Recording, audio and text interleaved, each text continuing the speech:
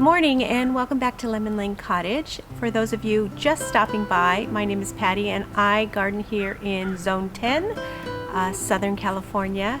Today I am going to give you a complete tour of my perennial beds for April 2021. I am trying to show you month to month how each section of our yard looks and how it progresses and how I plan for the season ahead. So I always want to make sure that something is blooming. Every once in a while I'll sneak off to the garden center to add something new if I see any holes, but mostly we are established enough that I don't have to do that. If I were to admit it, I think my true love is the perennial garden. It's what I've been doing the longest. It's what gives me so much pleasure. It's what takes my breath away when I come out in the morning. I love the practicalness of a potager or a homestead kind of barnyard garden, and I have those as well. But as far as sheer beauty, nothing beats a perennial. And the great thing is you plant them once. For those of you who don't know, perennial, you plant it once and every year it comes back for you, God willing. As opposed to an annual, which is something that you're going to plant every year. It's gonna run its course for the year and then you'll replant it. Pros for a perennial are that they do come back. The con for a perennial is that its bloom time may be relatively short. You may only get a month out of it, with the exception of something like a rose, which gives you several flushes of blooms.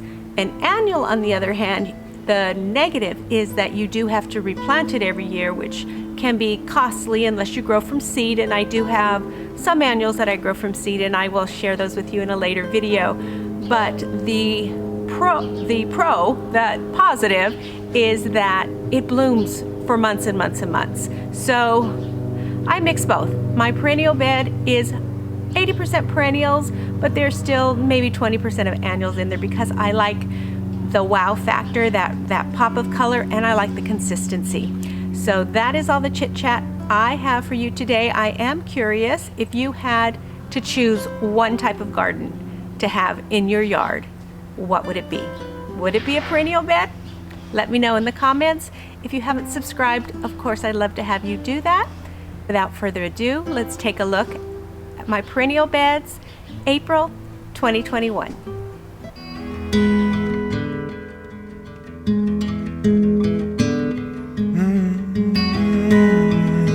As always, we're going to start with just an overview of the garden. I just want you to enjoy the beauty, to see how the colors mix together, and just to kind of get an overall feel of my cottage garden style. And then I'll come back and I will break down one by one what I have planted in each spot and how it behaves in the garden.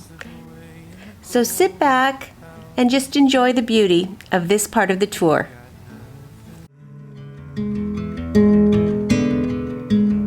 Arizona garden, stucco in the heat. Let me take you dancing. Let me get you on your feet. Arizona garden with my little cactus flower. Let the day slip away in the golden hour. We've got nothing but time and music, and a sweet cold drink in the heat. Oh, I'll be beside you every step of the way, right here beside you every step of the way.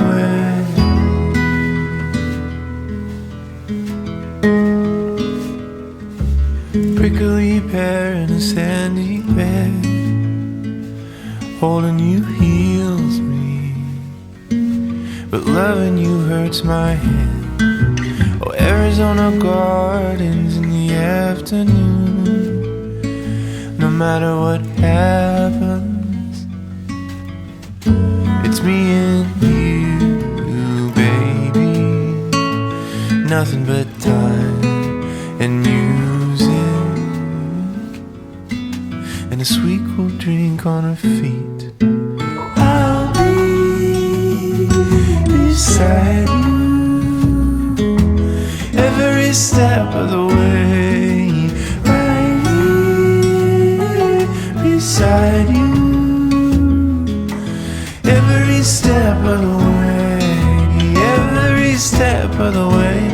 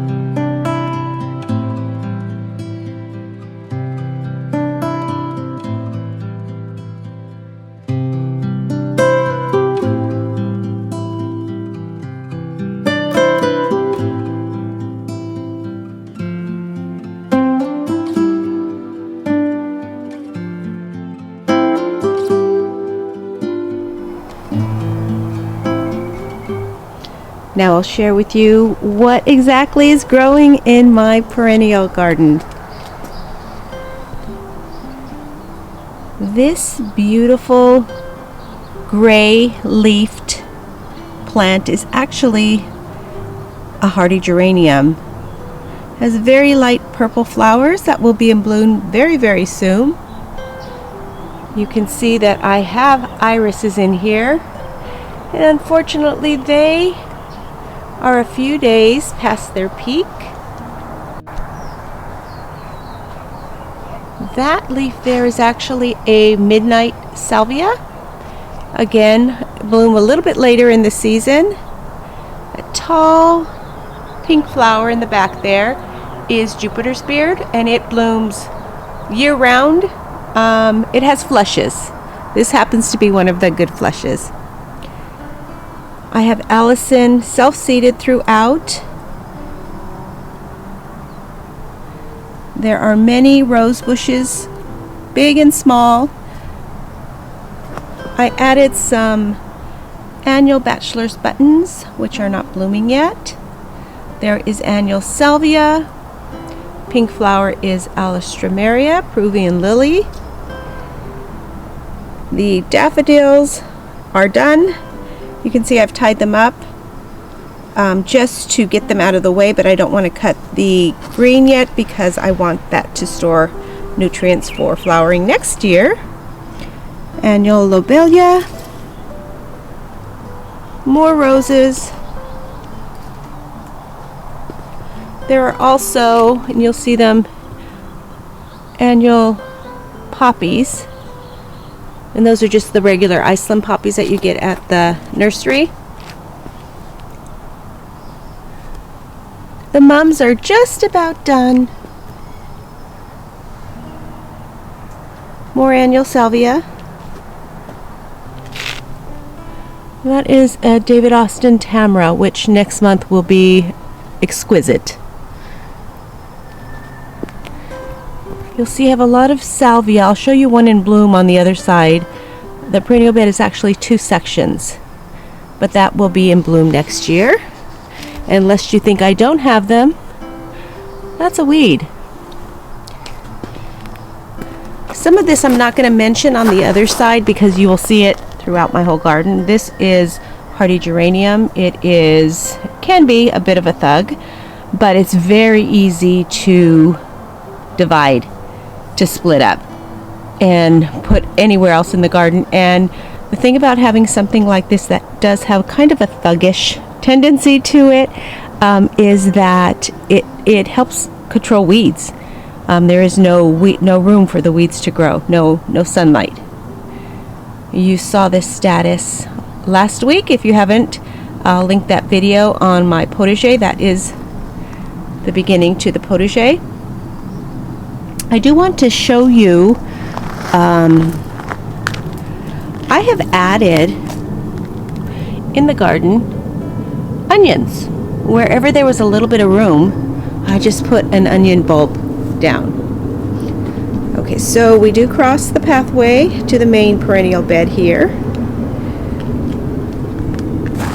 This is that blue salvia in full bloom. Isn't it the bees love it. It is magnificent in bloom. Just look at the way the colors play together with the pink and even that purple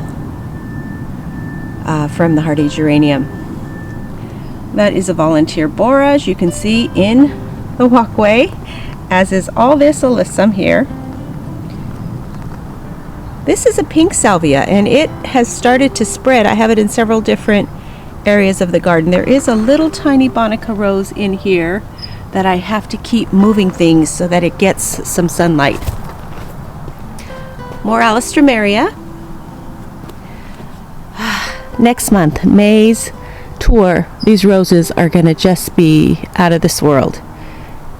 That is, think. That is Coreopsis. Tick seed, I think, is another name for it. That is from last year. It is a perennial. You can see there is yarrow in here, which can be a bit aggressive too. And several daisies that are not blooming yet.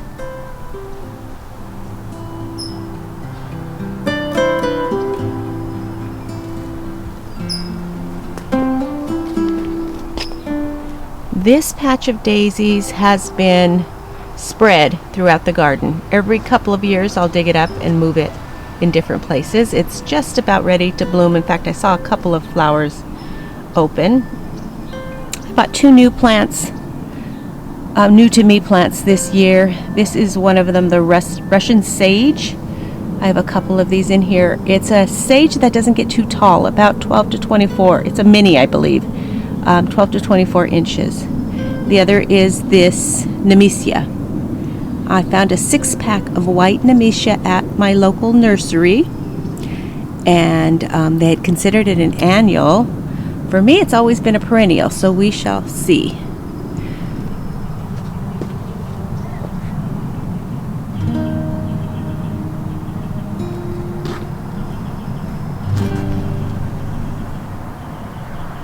That is columbine, and I love it. I divided it last year, put some into the shade garden, which I will share with you maybe next week. Chickens got to a lot of it before I realized that's what they were scratching at.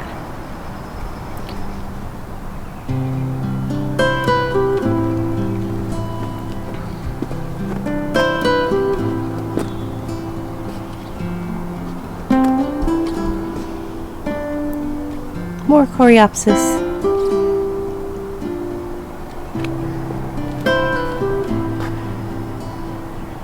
Snapdragons on top of my alpine strawberry pot. This row here is all bell peppers and hot peppers and peppers in general that I overwintered. First year trying to overwinter, so I will let you know how that goes, but this one already has flowers on it, so seems like they're going to be okay. I did plant a few new starts just in case. More of that Nemesia. I believe that's a salvia of some sort.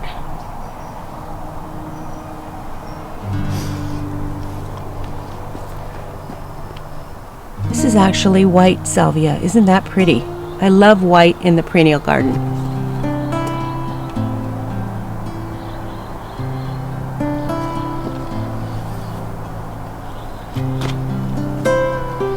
That is Santa Barbara daisy. Again, can be a bit of a thug. I whack it back to nothing every year, and it comes back. I also have in here pincushion flower.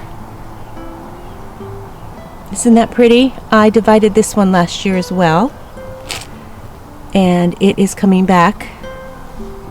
Thankfully, it's stronger this year than it was last year, which happens when you divide perennials. That is a pink Nemesia, but it is not blooming yet. Next year. And then you'll see interspersed in here I have, as ground cover, herbs. Why not? Double duty. I have thyme there, and then I have thyme here. And I also noticed some self-seeded parsley. This is my apple tree. Apples at all different stages in here. Some getting quite large and others just starting, and I still have flowers. This has been the best apple tree. I believe it's an Anna.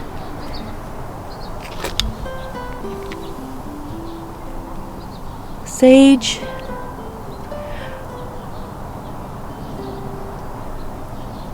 More Alstroemeria. I have some foxglove in here. My foxglove in the shade garden is already blooming, so this shouldn't be too far behind. And the last of the iris.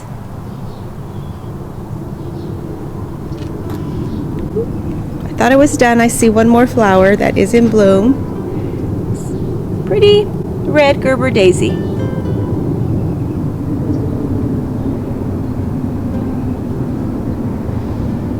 So that is the tour of the perennial bed for April 2021. Next month will be a whole different garden.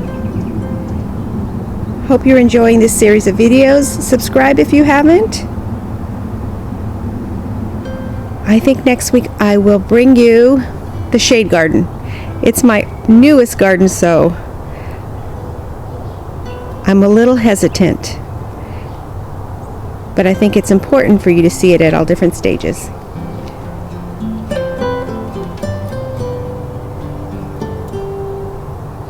That's it for today.